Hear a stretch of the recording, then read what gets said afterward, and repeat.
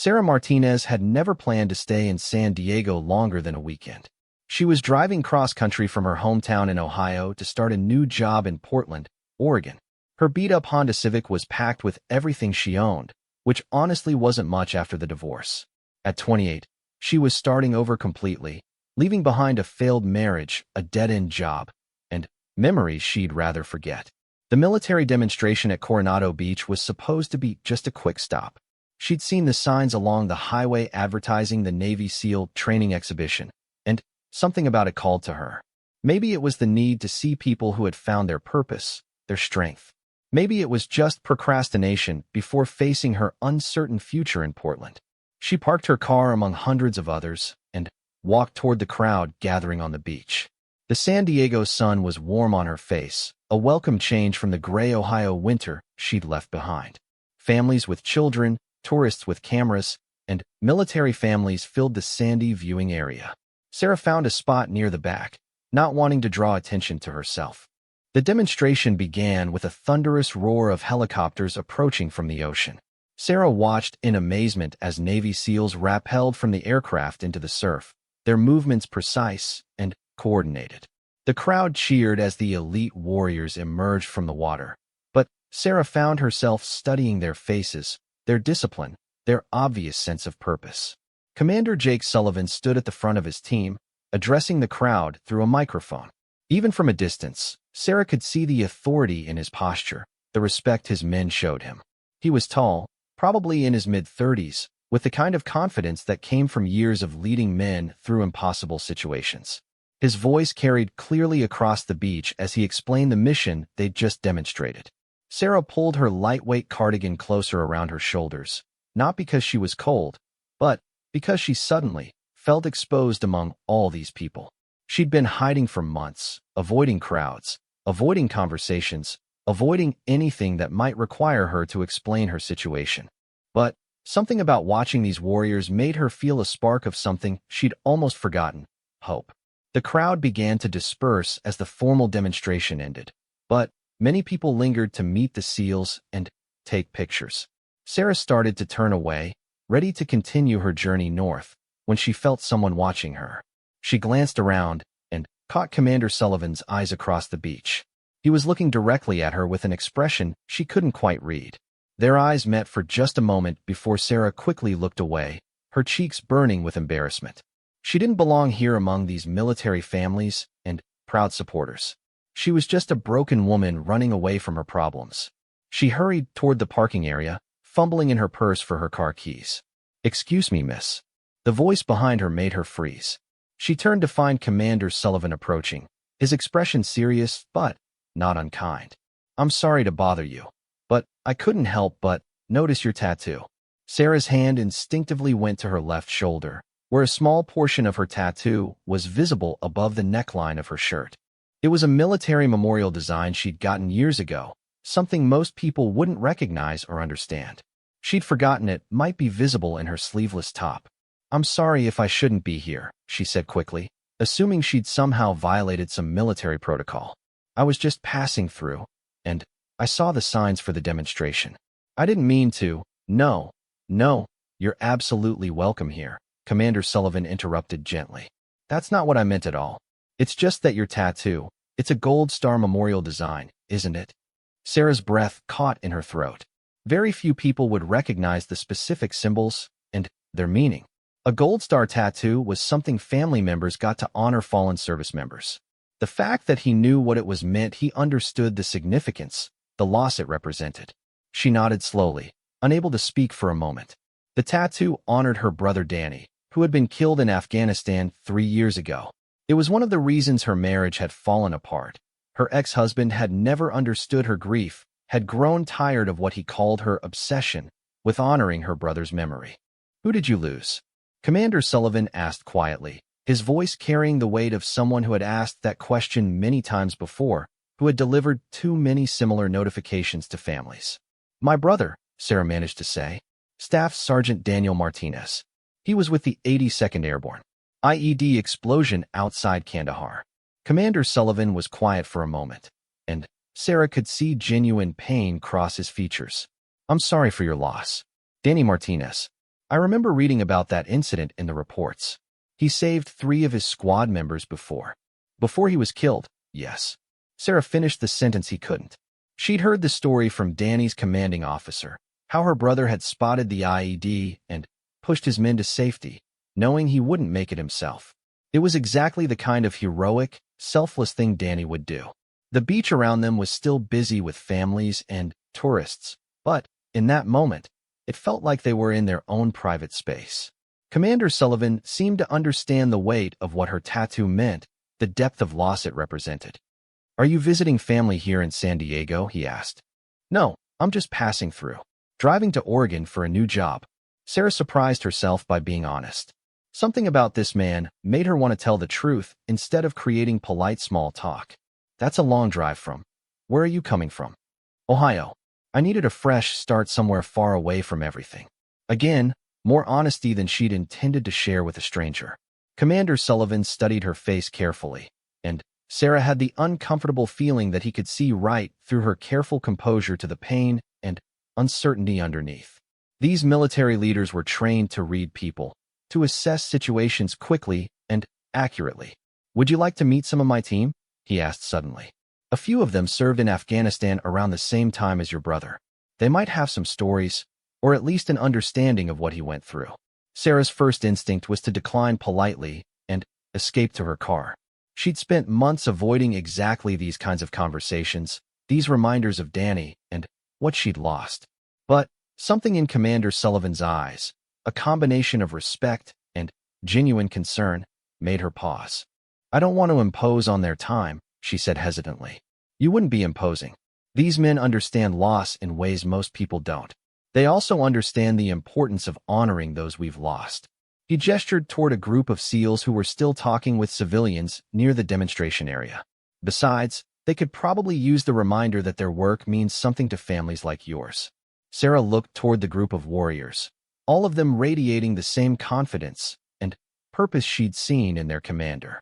They were laughing with children, signing autographs, taking pictures with proud family members. They seemed approachable, human, despite their elite status. "Okay," she heard herself say. "For just a few minutes." Commander Sullivan smiled for the first time since approaching her, and Sarah was struck by how it transformed his serious features. "I'm Jake Sullivan, by the way. I should have introduced myself properly. Sarah Martinez." As they walked back toward the group, Sarah felt a mix of anxiety and curiosity she hadn't experienced in months. She'd been numb for so long, just going through the motions of daily life while planning her escape to Oregon. But something about this unexpected encounter was waking up parts of herself she'd thought were permanently shut down. The group of SEALs noticed their commander approaching with Sarah, and she could see their respectful attention shift to include her. These men had been trained to read situations, and Sarah wondered what they saw when they looked at her. A grieving sister, a lost woman, someone running from her problems? "Gentlemen, I'd like you to meet Sarah Martinez," Commander Sullivan said as they reached the group. Her brother was Staff Sergeant Daniel Martinez, 82nd Airborne, Kia in Afghanistan 3 years ago. The change in the SEAL's demeanor was immediate and profound. The casual conversation stopped, shoulders straightened, and Sarah found herself looking into the faces of men who truly understood what her brother's sacrifice meant. There was no awkwardness, no searching for appropriate words. These warriors knew exactly how to honor a fallen soldier's memory. "Ma'am," said a tall SEAL with graying temples, extending his hand. Petty Officer Martinez was a hero.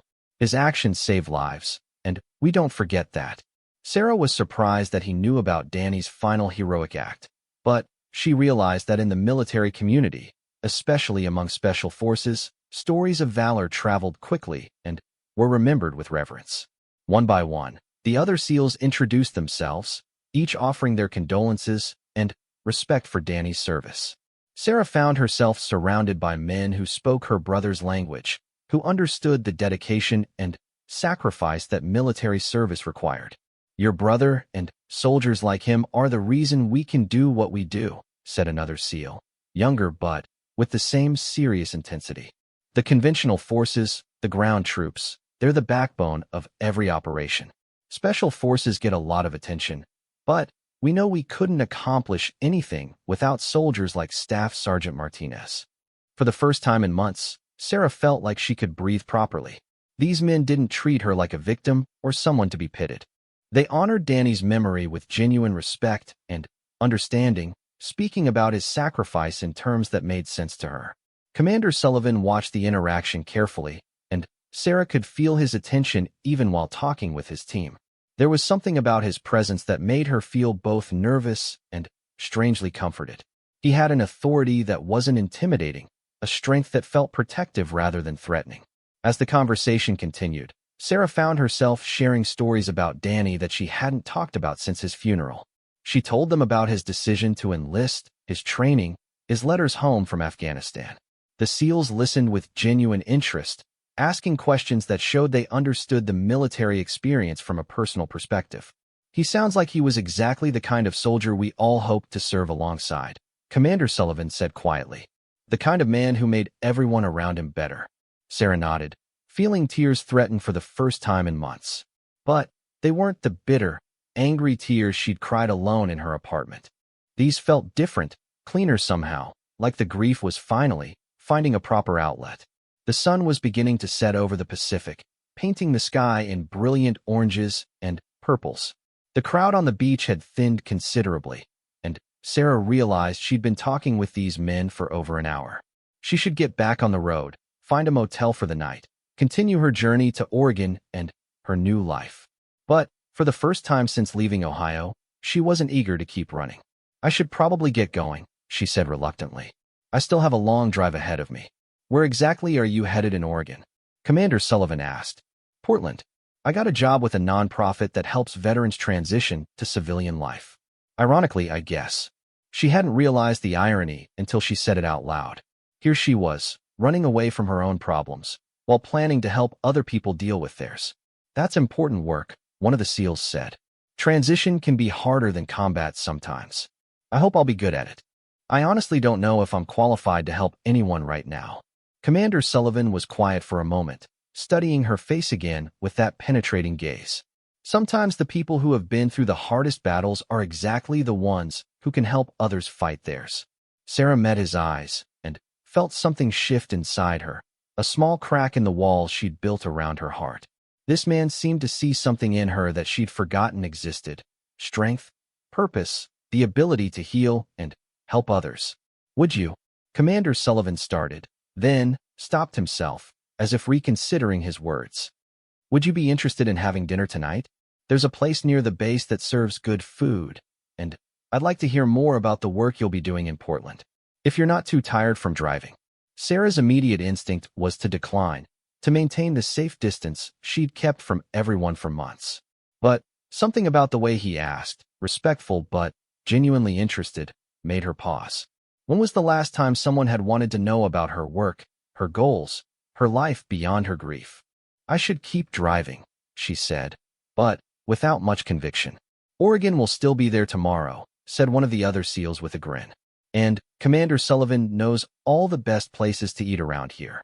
Sarah looked around the group of men who had made her feel more understood and welcome in 2 hours than she'd felt anywhere in months. Then she looked at Commander Sullivan, whose quiet confidence and genuine concern had somehow reached past her defenses. Okay, she said softly. I'd like that. Commander Sullivan chose a quiet restaurant overlooking the harbor, far from the tourist areas, but close enough to the base that several other military personnel were dining there with their families. Sarah felt comfortable among the mix of uniforms and civilian clothes, the atmosphere respectful but relaxed. They sat at a corner table where they could watch the boats in the marina while they talked. Sarah had changed from her road trip clothes into a simple dress she'd packed for job interviews. And she noticed Jake had traded his military demonstration gear for civilian clothes, jeans, and a button-down shirt that somehow made him seem more approachable while still maintaining his commanding presence. Tell me about this nonprofit job, Jake said after they'd ordered. What made you choose that kind of work? Sarah traced the rim of her water glass with her finger, considering how much to reveal. After Danny died, I started volunteering at the VA hospital back home. I guess I needed to be around people who understood what military service meant, what family sacrifice. She paused, remembering those difficult early days. My marriage was falling apart, and I was pretty lost. Being around veterans who were fighting their own battles helped me put my grief in perspective. What kind of volunteering did you do? Started in the recreation therapy program, helping with activities and group sessions. But I ended up spending most of my time just talking with guys who were struggling with PTSD, adjustment issues, depression. Sarah surprised herself by speaking openly about it. I wasn't trained for it, but somehow they opened up to me. Maybe because I'd lost someone, maybe because I wasn't a therapist trying to fix them. Jake nodded thoughtfully. Sometimes peer support is more valuable than professional counseling. When someone has walked through fire themselves, they can guide others through the flames. That's exactly what the nonprofit director said when she offered me the job. They need someone who understands military culture from the family perspective, someone who can connect with veterans and their loved ones. Sarah took a sip of her wine, feeling the tension in her shoulders begin to relax. I'll be coordinating support groups, helping with job placement programs, connecting people with resources. And you're nervous about whether you're qualified? Sarah laughed, but there wasn't much humor in it. I'm running away from my own problems to help other people solve theirs. That seems backwards, doesn't it? Is that what you're doing? Running away? The direct question caught Sarah off guard. She'd expected polite conversation, not this gentle but probing inquiry into her motivations. But something about Jake's steady gaze made her want to be honest. My ex-husband used to say I was obsessed with Danny's death, that I needed to move on and get over it. He didn't understand why I couldn't just put it behind me and focus on our life together. Sarah felt the familiar anger rise in her chest. He actually told me that grieving for more than a year was unhealthy and selfish. And that's when you decided to leave? That's when I realized I'd married someone who didn't know me at all. Danny wasn't just my brother. He was my best friend, my protector, the person who believed in me when no one else did. When he died, I lost part of myself, and my husband just wanted me to pretend that part never existed.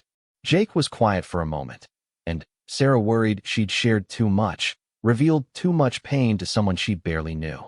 But when he spoke, his voice was gentle and understanding. In my experience, the people who tell you to get over losing someone important have never lost anyone important themselves. Grief isn't something you get over. It's something you learn to carry. Exactly. Sarah felt tears prick her eyes. Danny wouldn't want me to stop living, but he also wouldn't want me to forget him or pretend his death didn't matter. So moving to Oregon isn't running away. It's moving towards something that honors both your grief and your brother's memory. Sarah stared at Jake in amazement. In 10 minutes of conversation, he'd understood something her ex-husband had refused to grasp in 2 years of marriage. How do you know that? How can you see it so clearly when I've been confused about it for months? Because I've lost men under my command. Good men, men with families, men who trusted me to bring them home. Jake's voice became quieter, more intense. You learn that carrying their memory isn't a burden, it's a responsibility. It's how you honor their sacrifice and find meaning in their loss. The waitress brought their dinner, giving them a moment to compose themselves. Sarah realized that this conversation was unlike any she'd had since Danny's death. Most people either avoided the topic entirely or offered empty platitudes about him being in a better place. Jake was talking about loss and grief as someone who truly understood both. How many men have you lost? Sarah asked softly. 7, over the course of my career. Each one taught me something about leadership, about sacrifice, about what it means to serve something bigger than yourself. Jake cut his steak methodically, but Sarah could see the weight in his expression. The hardest part isn't losing them in combat. That's a risk we all accept. The hardest part is facing their families afterward, trying to explain why their sacrifice mattered. Is that why you do the demonstrations? To help people understand. Partly, but also because these men and women need to see that their service is valued, that people care about what they're willing to sacrifice. Jake looked directly at her again. Your brother's death mattered, Sarah. Not just because he saved those soldiers, but because he chose to serve, chose to put others before himself. That choice deserves to be remembered and honored. Sarah felt something loosen in her chest, a knot of guilt and confusion she'd been carrying for months. My ex-husband used to say that Danny chose to put himself in danger, that I shouldn't grieve so much for someone who knew the risks. Your ex-husband was an idiot. The blunt statement, delivered in Jake's calm, authoritative voice, made Sarah laugh despite herself. Sorry, but anyone who would say that to a grieving sister doesn't deserve the title of husband. That's harsh, but probably accurate. Sarah smiled for the first time in weeks. I wasted 2 years trying to make that marriage work, trying to be the person he wanted me to be instead of honoring who I actually am. Which is, the question was simple, but Sarah realized she didn't have a ready answer. She'd spent so much time being a wife, a grieving sister, a woman trying to escape her past, that she'd lost sight of her own identity. I'm not sure anymore, but I think working with veterans might help me figure it out. She met Jake's eyes. What about you? How do you balance being a warrior with being a person? It's not always easy. The military gives you a clear mission, defined objectives, measurable success. Civilian life is messier, more complicated. Jake smiled slightly. But I've learned that the leadership skills, the commitment to service, the brotherhood, those things translate to everything else in life. Do you have family? A wife, kids? I was married, briefly, about 5 years ago. She couldn't handle the deployments, the uncertainty, the fact that my team had to come first in dangerous situations. Jake's expression became guarded. She wasn't wrong. Being married to someone in special forces requires sacrifices most people aren't willing to make. She wanted you to choose between her and your career? Essentially, yes. And I couldn't make that choice the way she wanted me to. Jake took a drink of his beer. I respect what I do too much, and I have too much responsibility to my man to walk away just to make a relationship easier. Sarah studied his face, seeing the same kind of loneliness she'd been feeling, but manifested differently. Where she'd been running from commitment and connection, he'd been unable to find someone who could understand and accept his dedication to his calling. Do you regret it? Choosing your career over your marriage. I regret that I couldn't make both work. But I don't regret staying true to who I am and what I believe in. Jake met her gaze steadily. I'm guessing you understand that feeling. Sarah nodded slowly. She was beginning to see parallels between their situations. Both of them had faced pressure to compromise their core values and identities for relationships that ultimately couldn't survive that kind of fundamental disagreement. Can I ask you something that might be too personal? Sarah said, after everything we've talked about tonight, I think you've earned the right to ask personal questions. When you look at me, what do you see? I mean, honestly. Jake was quiet for a long moment, considering his answer carefully. I see someone who has been through a terrible loss and is trying to find her way back to herself. I see strength that's been tested by grief and is coming out the other side. I see someone who cares deeply about honoring the people she's lost while still building a meaningful life. He paused. I see someone who's braver than she knows. Sarah felt tears threaten again, but they were different tears than she'd cried in months. Tears of recognition, of feeling truly seen and understood. I don't feel brave. I feel like I'm barely holding it together most of the time. Bravery isn't the absence of fear or doubt. It's doing what needs to be done despite those feelings. Jake's voice carried the authority of someone who had tested that principle under fire. Moving across the country to start over, taking a job helping other people heal, sitting here having dinner with a stranger who asked too many personal questions. All of that takes courage. When you put it that way, maybe I am braver than I thought. Sarah smiled. Though I have to say, you don't feel like a stranger anymore. Good, because I was hoping you'd say that. They spent the next hour talking about everything from their childhoods to their favorite books to their hopes for the future. Sarah found herself laughing at Jake's dry humor, impressed by his intelligence and depth, surprised by how comfortable she felt sharing her thoughts and feelings with him. As they walked back to the parking area after dinner, Sarah realized she didn't want the evening to end. For the first time since Danny's death, she felt like herself again, not just the grieving sister or the failed wife, but Sarah Martinez, a woman with her own thoughts, feelings, and potential for happiness. I have a confession to make, Jake said as they reached her car. When I saw you on the beach today, before I noticed your tattoo, I wanted to approach you anyway. Really? Why? Because you looked like someone who was carrying a heavy burden, but hadn't let it break her. There was something in your posture, your expression, that suggested strength under pressure. Jake leaned against her car door. Then, when I saw the memorial tattoo, I knew I was right. Sarah felt a flutter of something she'd almost forgotten: attraction, interest, the possibility of connection with someone who truly understood her. I'm glad you approached me, even if I was terrified at first. Terrified of me or terrified of feeling something again? The perceptive question hit its mark. Both, probably. I've been numb for so long, just going through the motions. Tonight was the first time in months I felt like I was actually living instead of just surviving. That's good. Danny wouldn't want you just surviving. No, he wouldn't. Sarah looked up at the stars becoming visible over the harbor. He'd probably tell me to stop being a coward and take some risks. What kind of risks?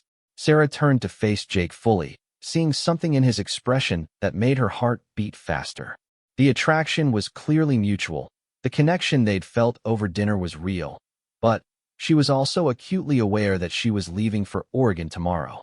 I think he'd tell me to stop running away from anything that might matter, anything that might hurt. She took a step closer to Jake. He'd tell me that avoiding pain doesn't heal it, it just prolongs it. Jake reached out and gently touched her arm. What are you thinking, Sarah? I'm thinking that I've spent months avoiding any situation that might make me feel vulnerable or exposed. She looked directly into his eyes. And I'm thinking that might have been a mistake. You're leaving tomorrow. I am. For a new life in Oregon. Yes. And you barely know me. All true. Sarah felt her pulse quicken. But I also know that I felt more like myself tonight than I have in years. And I know that you understood things about me in a few hours that my ex-husband never grasped in years of marriage. Jake was quiet for a moment, and Sarah could see him wrestling with his own thoughts and feelings. She suspected that, like her, he wasn't someone who made impulsive decisions or took emotional risks lightly. I have leave coming up in a few weeks, he said finally. I was planning to visit some friends in Seattle. Portland isn't far from Seattle. Sarah's heart jumped. Are you saying you might want to see me again? I'm saying that meeting you today felt like more than a coincidence. And I'd like to find out if this connection we felt tonight was real or just two lonely people finding comfort and shared understanding. And if it was real, then maybe we both found something we weren't looking for but needed to find. Sarah stood on her tiptoes and kissed Jake softly, a gentle kiss that tasted like possibility and hope. When they broke apart, she saw surprise and warmth in his eyes. What was that for? He asked. That was for being exactly the person I needed to meet today, even though I didn't know I needed to meet anyone. Sarah smiled. And it was for making me remember that I'm someone worth knowing, someone who can still feel hope and connection and maybe even love. Jake cupped her face gently in his hands. You are definitely someone worth knowing, Sarah Martinez. And I intend to spend time getting to know you much better. As Sarah drove to her motel that night, she felt a lightness in her chest she hadn't experienced in years. Tomorrow she would continue her journey to Oregon, but now she wasn't running away from her past. She was moving toward a future that might include both meaningful work and meaningful love. For the first time since leaving Ohio, she was excited about what tomorrow might bring. 3 weeks later, Sarah was settling into her new life in Portland when Jake called to confirm his visit. She'd thrown herself into her work at the Veterans Transition Alliance, finding purpose and satisfaction in helping former military personnel navigate the challenges of civilian life. Her apartment was small, but comfortable, overlooking a park where she could see families playing and couples walking their dogs. The work was demanding but rewarding. Sarah found that her experience with grief and loss, combined with her understanding of military culture through Danny, gave her unique insight into the struggles many veterans faced. She wasn't a trained therapist, but she was someone who could listen without judgment and offer practical support based on real understanding. Her supervisor, Maria Rodriguez, was a former Army medic who had founded the organization after her own difficult transition from military to civilian life. Maria had taken an immediate liking to Sarah, recognizing her natural empathy and her ability to connect with people who were struggling. You have a gift for this work, Maria told her during their weekly check-in. The veterans trust you because they can see you've been through your own battles. Sarah was leading a support group for military spouses dealing with loss when her phone buzzed with a text from Jake, landing in Seattle tomorrow afternoon. Still okay if I drive down Friday evening? Her heart rate increased as she typed back. More than okay. I can't wait to see you. They had talked on the phone several times since San Diego, long conversations that lasted late into the night. Jake told her about his missions, his team, his hopes for eventually transitioning to a training role that would keep him stateside. Sarah shared stories about her clients, her growing confidence in her abilities, her slowly healing relationship with grief. But phone calls were different from being in the same room together. Sarah found herself nervous about whether the connection they'd felt that night in San Diego would translate to her new environment, her new life. Friday evening arrived with typical Pacific Northwest rain, and Sarah paced her apartment, changing clothes twice before settling on jeans and a soft sweater. She'd made dinner reservations at a quiet restaurant near her neighborhood, planning to show Jake around Portland's downtown area afterward. When the knock came at her door, Sarah's hands were shaking slightly as she opened it. Jake stood in the hallway in civilian clothes, holding a small bouquet of flowers and smiling in a way that immediately put her at ease. "These are beautiful," Sarah said, accepting the flowers and gesturing for him to come in. "You didn't have to bring anything. I wanted to. Besides, I figured flowers were safer than showing up with wine when I don't know what you like to drink." Jake looked around her apartment, taking in the simple but comfortable furnishings, the photos of Danny on her bookshelf, the stack of work files on her dining table. Sarah watched his face, trying to read his reaction to seeing her in her new space. "This feels like you," he said finally. "It's warm and welcoming, but also practical. I can see you building a good life here." "It's starting to feel like home," Sarah admitted. "The work is challenging, but I love it. And Portland is a good city for starting over." "Tell me about the work. How are you finding it?" Over dinner, Sarah described her days at the Veterans Transition Alliance. She talked about Marcus, a former Marine struggling with PTSD who had finally opened up in group therapy after weeks of sitting silently. She mentioned Elena, a Navy veteran whose marriage was falling apart because her husband couldn't understand her need to maintain connections with her military friends. "It sounds like you're exactly where you need to be," Jake observed. "You're doing work that matters, using your own experience to help others heal. Some days I feel like I'm making a real difference. Other days I feel overwhelmed by how much pain these people are carrying." Sarah took a sip of her wine.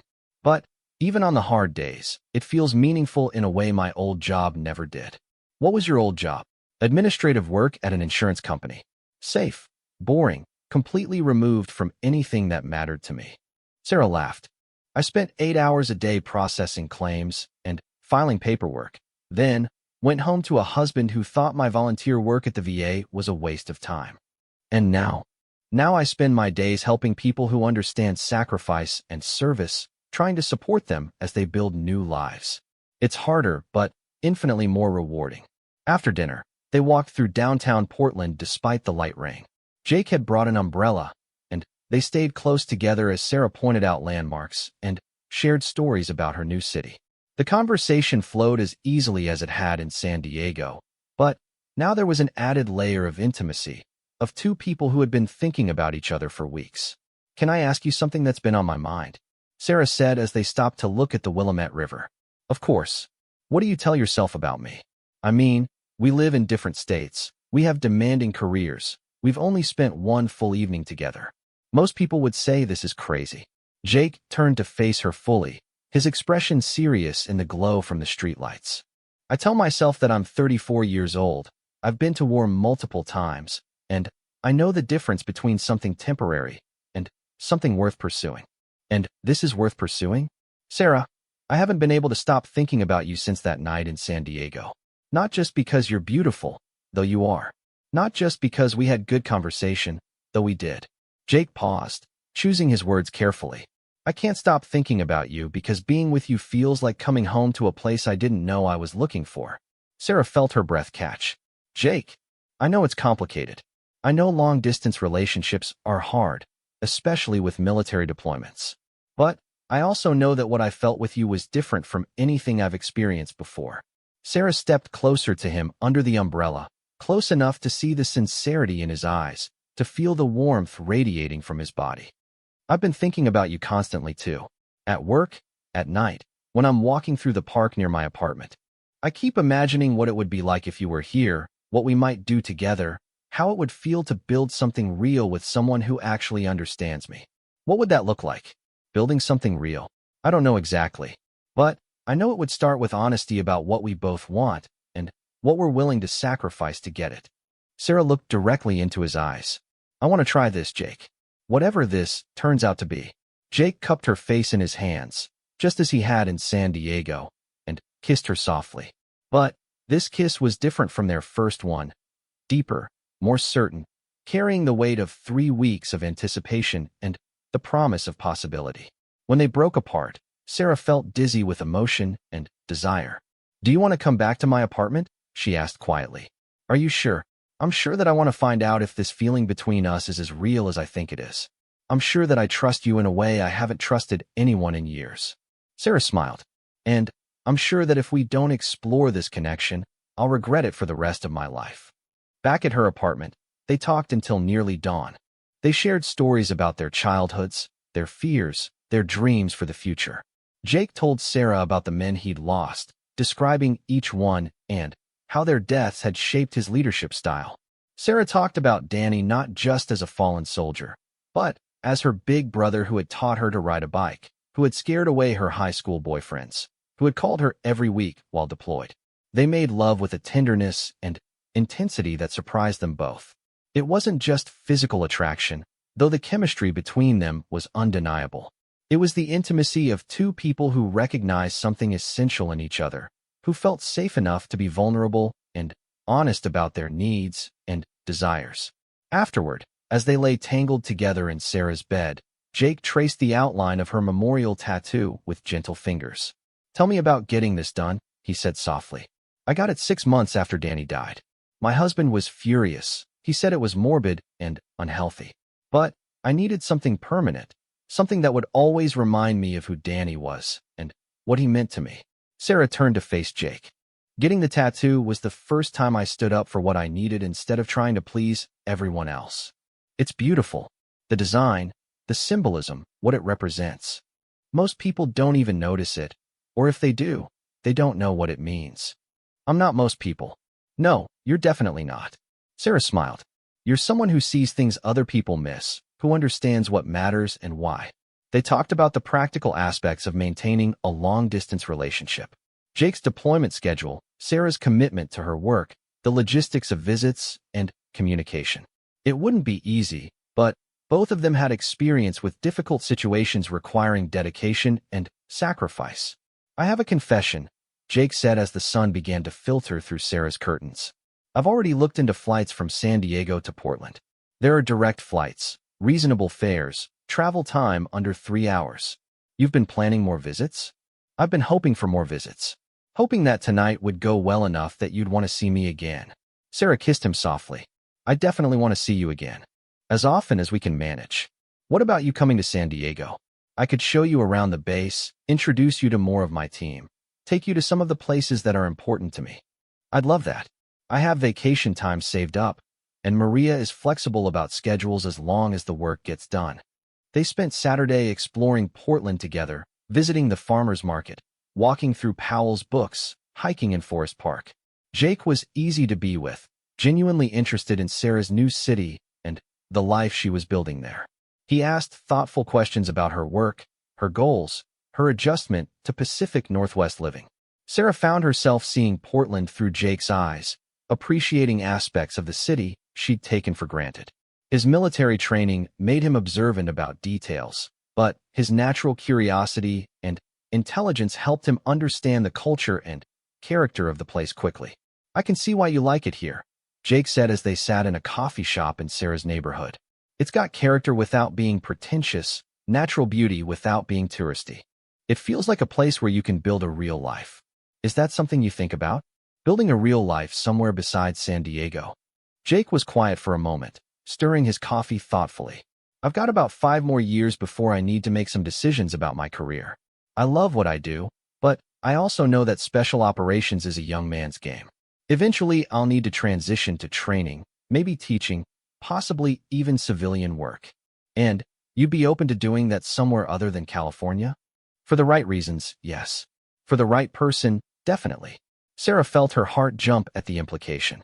They were talking about a future together, about the possibility of building something lasting despite the geographical distance and career complications. Sunday morning came too quickly.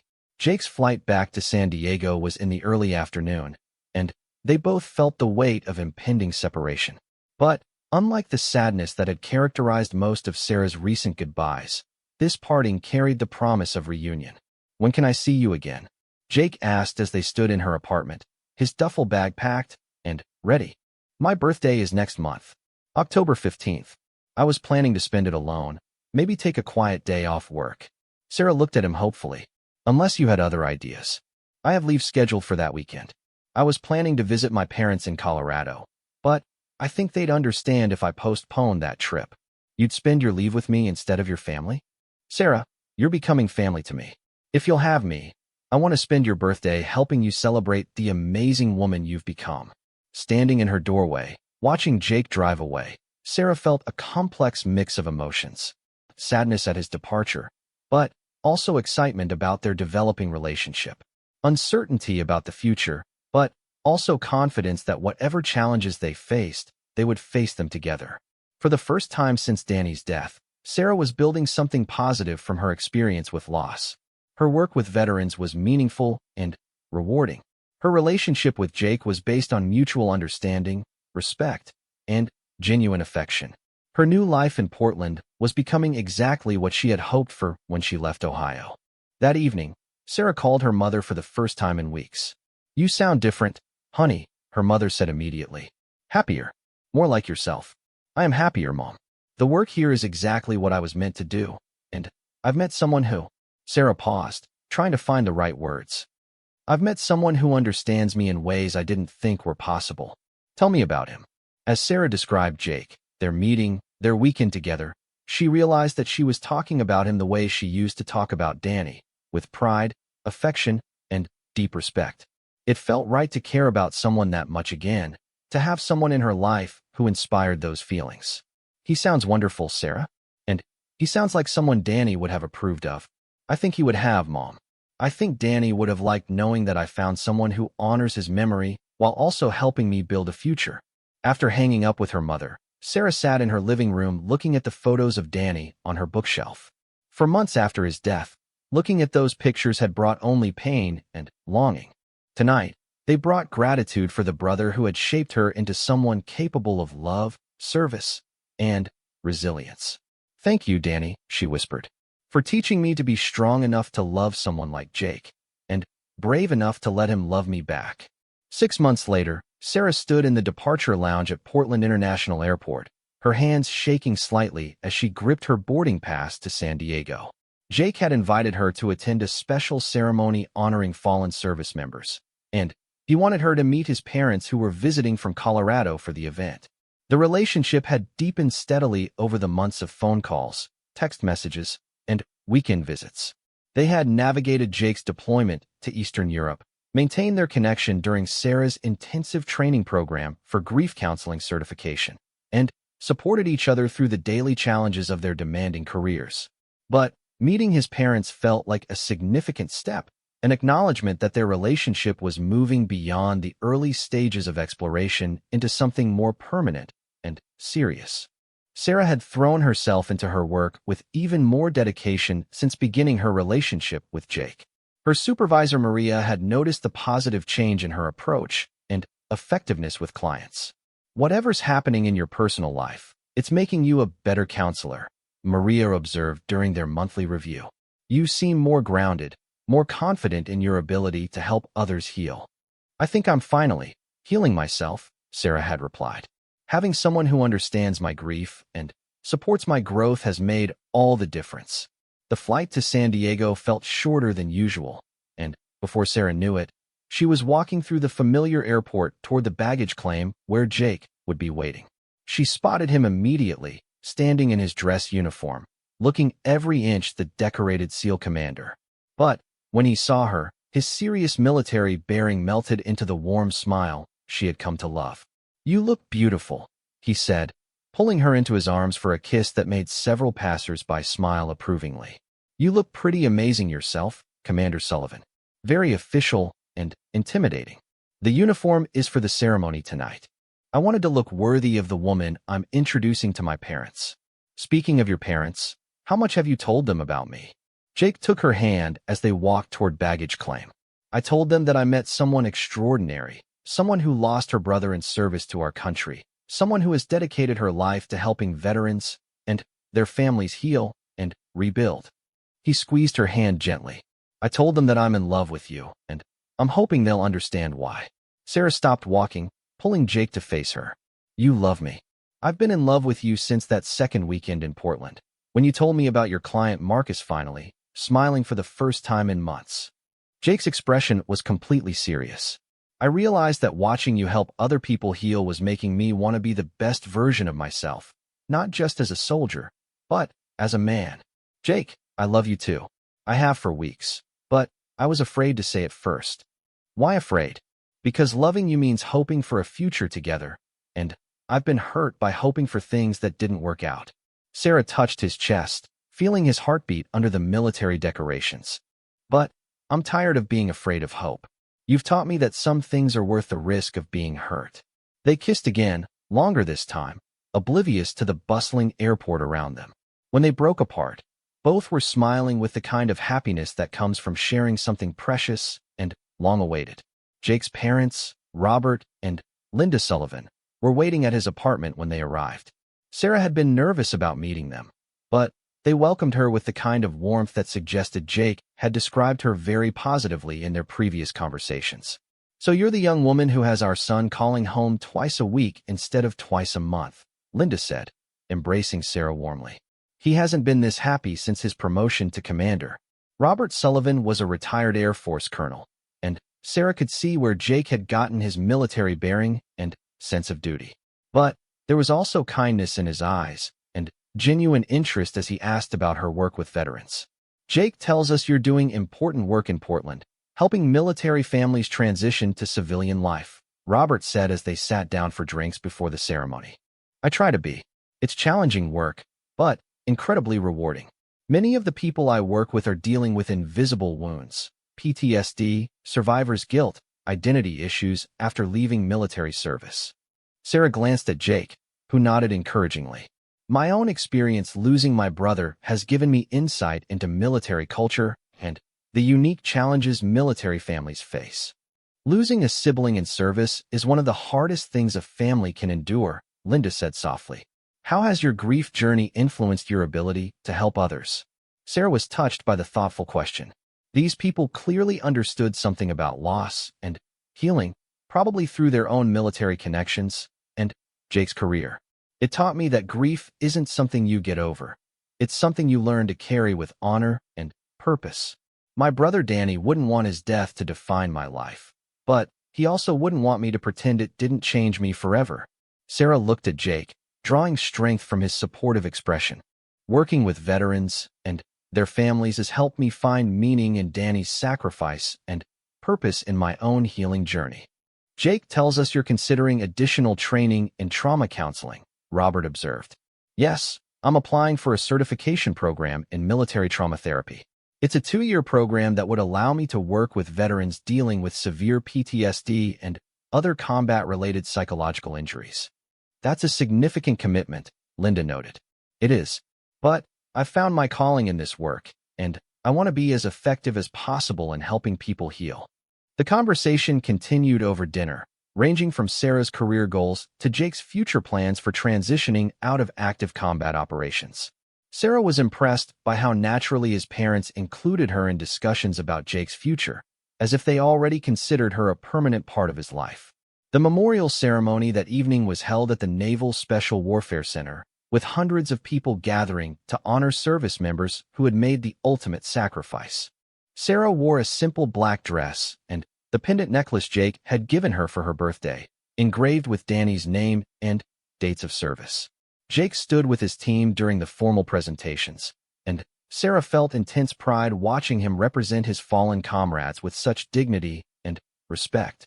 When it came time for family members to place memorial flowers, Jake escorted Sarah forward to place a white rose in honor of Danny. Staff Sergeant Daniel Martinez, 82nd Airborne Division, killed in action October 15, 2021, Kandahar Province, Afghanistan. Jake announced clearly as Sarah placed the flower. Survived by his parents, Maria and Carlos Martinez, and his sister, Sarah Martinez. Sarah felt tears stream down her face, but they were tears of gratitude rather than grief. For the first time since Danny's death, she felt his sacrifice being honored by people who truly understood its meaning and importance. After the ceremony, several of Jake's teammates approached Sarah to share their condolences and respect for Danny's service. One older SEAL, Master Chief Petty Officer Williams, pulled her aside for a private conversation. "Ma'am, I wanted you to know that Commander Sullivan talks about you and your work with tremendous pride," he said quietly. "In all the years I've known him, I've never seen him this committed to someone or this excited about building a life with another person." "He's pretty special," Sarah replied. "I feel incredibly lucky to have found him." "Lucky goes both ways, ma'am. A man in this line of work needs someone who understands service and sacrifice, someone who can support his mission while building her own meaningful life." William smiled. "From what I can see, you two are perfect for each other." Later that evening, Jake and Sarah walked along the beach where they had first met nearly 8 months earlier. The setting felt symbolic, bringing their relationship full circle to the place where it had begun. "I have something I want to ask you," Jake said as they stopped near the water's edge. Sarah's heart began racing, wondering if this was leading where she hoped it might be leading. "I've been offered a position as head instructor at the Navy's Special Operations Training Center here in San Diego," Jake continued. "It would mean no more overseas deployments, regular hours, the opportunity to train the next generation of SEALs." "Jake, that sounds like an amazing opportunity. You'd be perfect for that kind of role.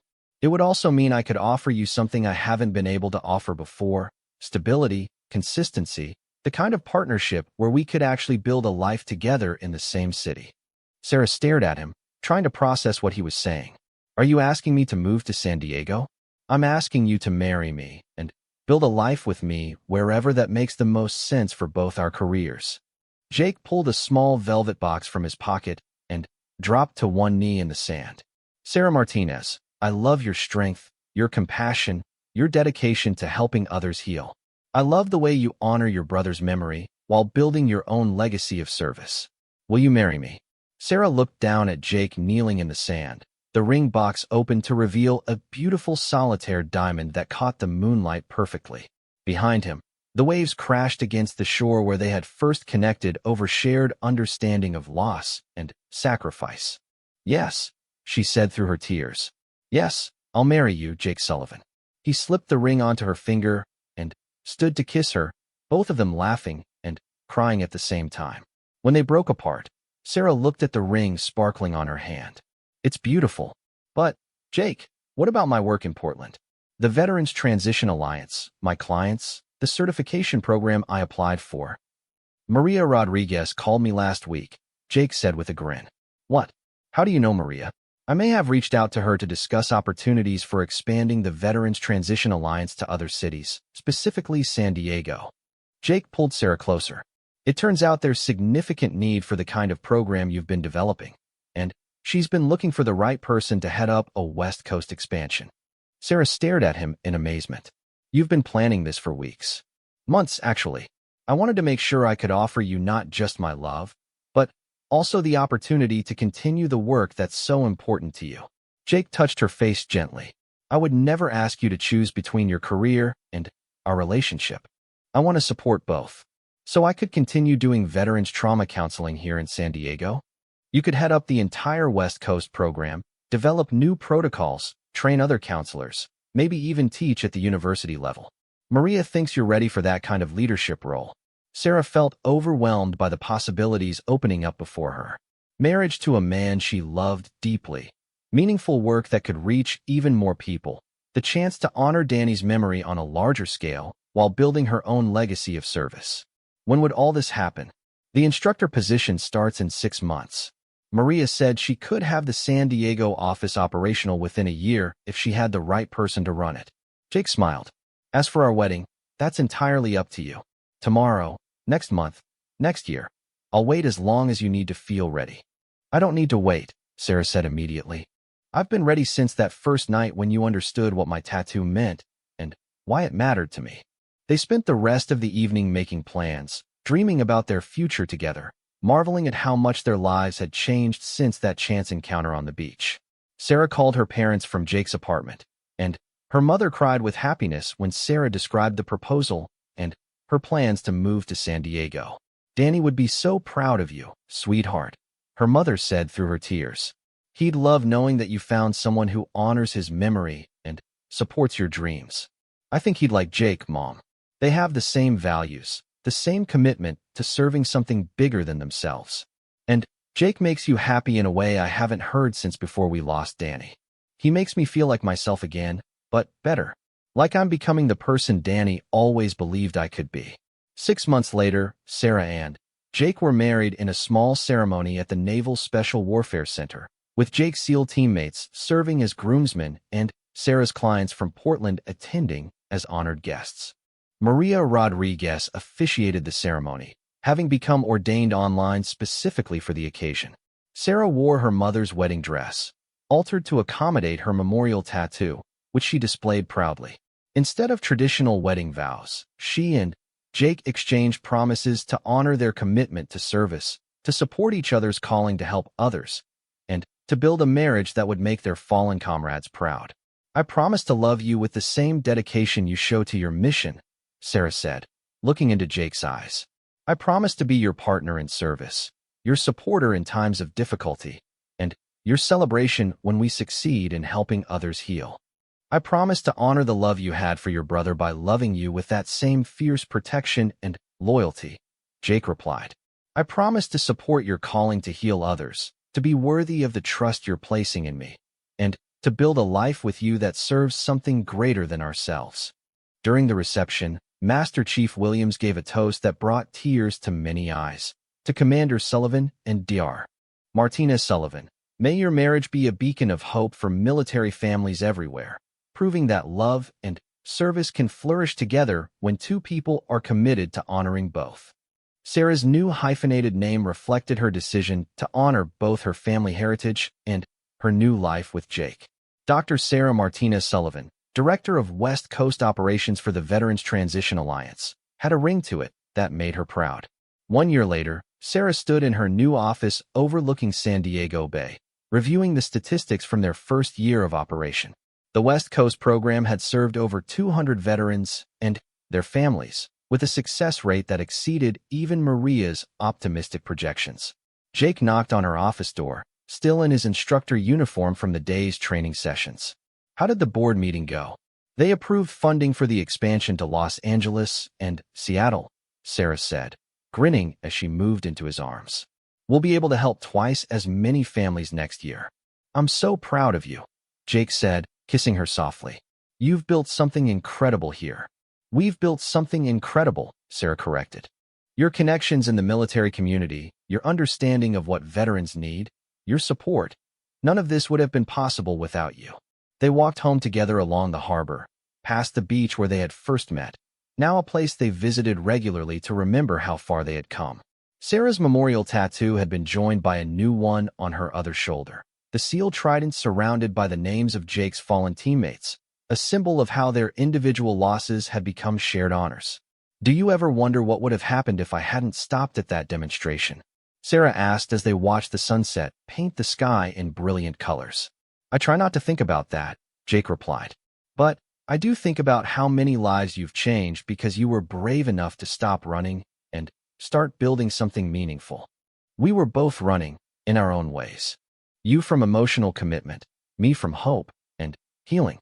And now," Sarah looked at her husband, then at the harbor where military ships prepared for their missions, then at the city where she was building a program that would help hundreds of military families transition to civilian life with dignity and support. Now we're running toward something instead of away from it, toward service, toward each other, toward a future that honors the people we've lost while helping others find hope and healing. That evening, as they had every night for the past year, Sarah and Jake stood together in their bedroom looking at the photos of fallen service members they kept on their dresser. Danny, Jake's teammates, clients they had lost to suicide before they could reach them. But now those photos were surrounded by pictures of successful program graduates, wedding invitations from veteran couples who had rebuilt their marriages, graduation announcements from clients who had completed college or job training programs. "Thank you, Danny," Sarah whispered, as she did every night. For teaching me to be strong enough to love and be loved, and brave enough to serve something bigger than myself. Jake squeezed her hand, understanding the nightly ritual that kept them connected to their purpose and their gratitude. Together, they had built a life that honored the dead by serving the living, that transformed grief into healing, and that proved love could flourish even in the aftermath of tremendous loss. Outside their window, the lights of San Diego twinkled like stars, each one representing someone who might need their help, their understanding, their proof that healing and hope were possible even after the deepest wounds. Their story had begun with a chance encounter and a recognition of shared loss. It had grown into a love that served something greater than itself, a partnership that helped others find their way from darkness into light, and a marriage that honored the fallen by building hope for the living.